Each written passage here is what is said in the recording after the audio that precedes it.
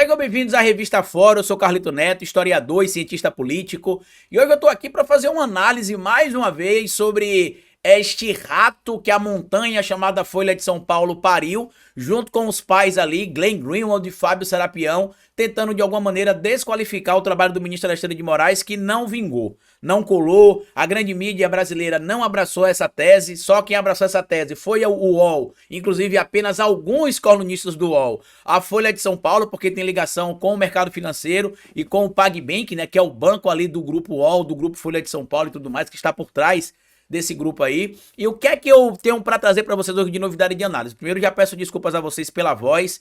Vou precisar aqui pausar às vezes para beber um pouco de água, vou tossir algumas vezes porque eu estou doente, mas como o Brasil não dá descanso pra gente, a política brasileira não dá descanso, a gente tem de estar aqui, tá? Esta tentativa de macular a imagem do ministro Alexandre de Moraes parte do princípio de que o ministro Alexandre de Moraes supostamente teria cometido algum tipo de irregularidade. E é interessante que nem mesmo o Sérgio Moro, o Sérgio Moro, como as pessoas brincam, né? Dizem que juiz ladrão em francês, supostamente, é Sérgio Moro, né? E aí você lê aqui a publicação que o Sérgio Moro fez hoje, dia 15, às 9h20 da manhã. A Vaza Jato foi uma farsa utilizada para anulação de condenação de corruptos. Alguns até confessos. Diferente do que aconteceu, inclusive, nessa história que o Glenn está tentando parir junto com o Fábio Serapião, lá no grupo do Telegram, dos membros da Operação Lava Jato, ficou claro que Moro dava ordem em membros do Ministério Público, que Moro dava ordem para delegados da Polícia Federal, que Moro mandava supostamente fabricar provas, que Moro indicava testemunha. Isso ficou claro na troca de mensagens do Telegram e que inclusive nem ele, nem o Dallagnol e nenhum membro do Ministério Público de Curitiba aceitaram entregar os celulares para perícia. É evidente que ninguém é obrigado a produzir prova contra si. Mas se as mensagens foram falsas, né, foram adulteradas, tiradas de contexto, por qual motivo eles não aceitaram liberar o celular para perícia? Porque tem um ditado popular aqui no Nordeste, não sei se em outras regiões também é assim, né, mas diz que quem tem fiofó tem medo, né? Então quem tem fiofó tem medo. E aí ele segue aqui falando. A Vaza Jato foi uma farsa utilizada para anulação de condenação de corruptos, alguns até confessos. Nenhum inocente incriminado, nenhuma prova fraudada. Isso aqui a gente já sabe que é mentira porque os áudios não só comprovam, como inclusive já tem até perícia confirmando da Polícia Federal que alguns materiais que vieram da Suíça para o Brasil foram alterados para que se colocasse quem eles queriam na lista dos investigados e se excluísse quem eles não queriam da lista de possíveis investigados, tá? Ao contrário, corrupção comprovada por documentos, depoimentos e até confissões. A farsa contribuiu para a volta da impunidade e o retorno desse governo Lula, que leva o país ao fracasso. É interessante que eles não têm outra narrativa, né? Hoje, inclusive, para a tristeza do Moro, o desemprego no Brasil está batendo recorde de novo negativamente, né? Ou seja, o desemprego continua caindo, a economia crescendo e mesmo com as falácias do senhor Sérgio Moro, né? O juiz supostamente ladrão, como diria o Glauber Braga ali, não mudou muito o cenário brasileiro. Apesar dos hipócritas, olha só, é o Moro falando, tá? Apesar dos hipócritas, não há comparações possíveis, até porque o objeto dos processos é diferente. O que defendo é a eliminação dos excessos, como as penas exageradas dos manifestantes do 8 de janeiro. Traduzindo o que o Moro tá falando, não dá para comparar a história que foi divulgada envolvendo a Vaza Jato, porque ali é um caso onde o magistrado, que era ele, não tinha poder de polícia para atuar como ele atuava, por exemplo, naquele momento. Diferente do caso envolvendo o ministro Alexandre de Moraes como presidente do TSE, que dentro das suas atribuições exercia o seu trabalho e a sua função. Nem o Moro teve coragem de dizer que o ministro Alexandre de Moraes cometeu ilegalidade. Nem o Moro. Aí a Folha de São Paulo segue na sua matéria aqui, né? Inclusive hoje trouxeram aqui outro material, né? Foi hoje pela manhã, trouxeram. Descarado, não vai sobrar internet. Veja mensagens fora do rito entre assessores de Moraes, juiz auxiliar de ministro e perito da corte, conversavam sobre pedidos informais de produção de relatório. A gente já sabe que não tem nada fora do rito aqui, tanto que eles nem dizem que teve crime porque não teve crime, tá? Outro material publicado agora no início da tarde, também ali pelo senhor Fábio Serapião e Glenn Greenwald.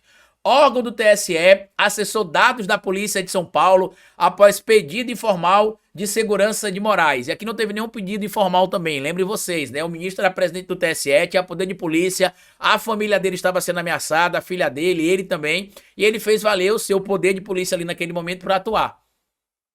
É mais do mesmo. Agora, sabe o que é que deve ter deixado eles preocupados, tá?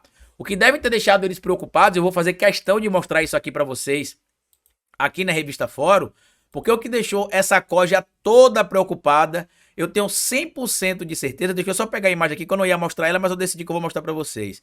O que deixou eles de verdade preocupados é isso aqui, ó. É o Paulo Gonet Branco dizendo que está do lado do ministro Alexandre de Moraes, tá aqui, ó.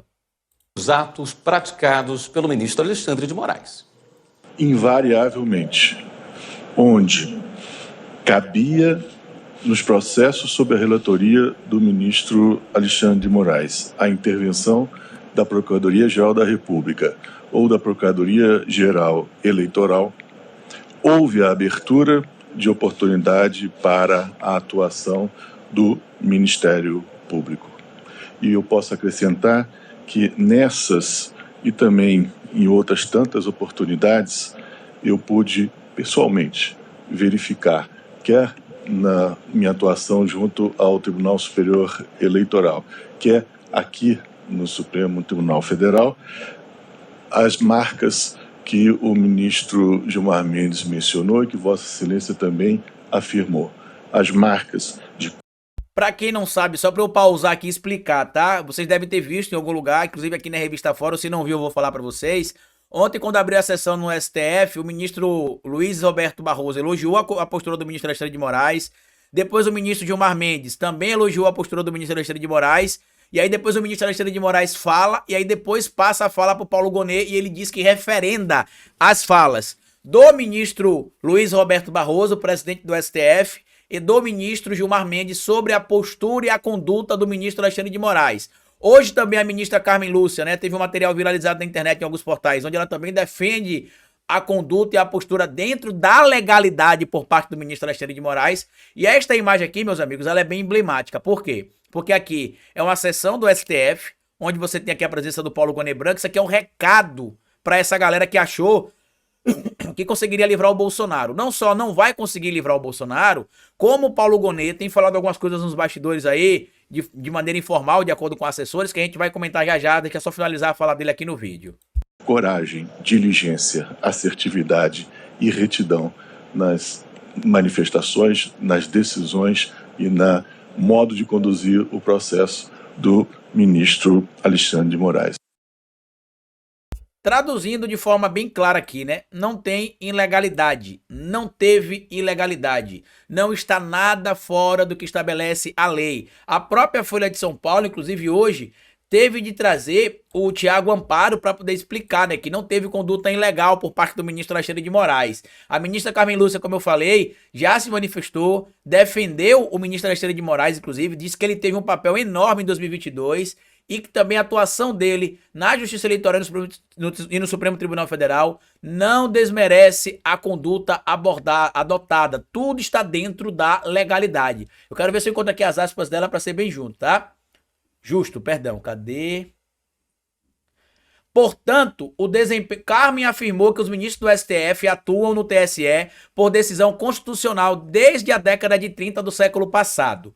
Portanto, isso aqui palavras da ministra Carmen, tá? O desempenho dessas funções decorre de mandamento constitucional, não é a escolha de alguém. A circunstância de alguém está no exercício de um cargo e também tendo no Supremo relatoria, como naquele caso, agora vinculado no STF de outro caso. Não confunde as funções, não desmerece qualquer tipo de conduta adotada, ou seja, não tem ilegalidade nenhuma na conduta do ministro Alexandre de Moraes. E aí, para tristeza do Bolsonaro, né, o ministro Moraes, só para vocês lembrarem, né, ele é o campeão de pedidos de impeachment no Senado. Ele tem 22 pedidos de impeachment protocolados contra ele. Este que a oposição vai protocolar é o 23º. Rodrigo Pacheco já disse que não vai prosperar esse pedido, porque não tem, até o momento, embasamento para confirmar que teve algum tipo de ilegalidade. E para deixar o bolsonarismo triste, um material publicado também na coluna da Bela Megali traz o seguinte: os sinais da PGR sobre o efeito que a decisão do relógio de Lula terá sobre Bolsonaro. Já adianto, como a gente adiantou aqui em outras análises, tanto aqui na revista Fórum, quanto lá no meu canal, O Historiador. Não terá efeito nenhum. Segue aqui a análise do material. A estratégia de usar a decisão do Tribunal de Contas da União para tentar arquivar investigação das joias sauditas envolvendo Jair Bolsonaro não deve prosperar na Procuradoria-Geral da República. O chefe do órgão, Paulo Gonet, e integrantes de sua equipe têm sinalizado em conversas reservadas que não consideram a interpretação do TCU vinculante para os julgamentos de fatos ilícitos criminais analisados pela Procuradoria-Geral da República e pelo Supremo Tribunal Federal. E aí eu quero lembrar para vocês, inclusive, né, que o Paulo Gonet tem até o dia 21 de agosto para se manifestar. Depois desse caos que foi inventado pela Folha de São Paulo, que virou só um causinho, não teve efeito prático nenhum, volto a dizer, eu já disse aqui na live da Revista Fórum, estou dizendo aqui na minha análise, já disse no meu canal, e vou repetir quantas vezes forem necessárias. Se amanhã surgir algum fato novo, beleza. Até o momento, não existe nenhuma ilegalidade envolvendo o ministro Alexandre de Moraes. Não tem nenhuma ilegalidade, absolutamente zero ilegalidade. Inclusive, a maneira como esse material chegou na mão do Glenn Greenwald, passando por onde esse material supostamente passou, que foi a Polícia Civil de São Paulo, uma delegada em tese amiga da Carla Zambelli, o governador Tarcísio de Freitas, aliado de Bolsonaro, o secretário de Segurança, aliado do Tarcísio de Bolsonaro, né, o Derrite. Então, é muito complexo. Mas para quem tá achando que o Bolsonaro vai ser anistiado, não vai. E eu acredito que o Gonet talvez precisasse desse choque de realidade para poder entender que não se pode ser leniente demais com gente que ataca a democracia, com gente que não respeita o Estado Democrático de Direito. E no dia 21 de agosto, inclusive será, sabe que dia? Acho que eu trazer até a data para vocês aqui, ó.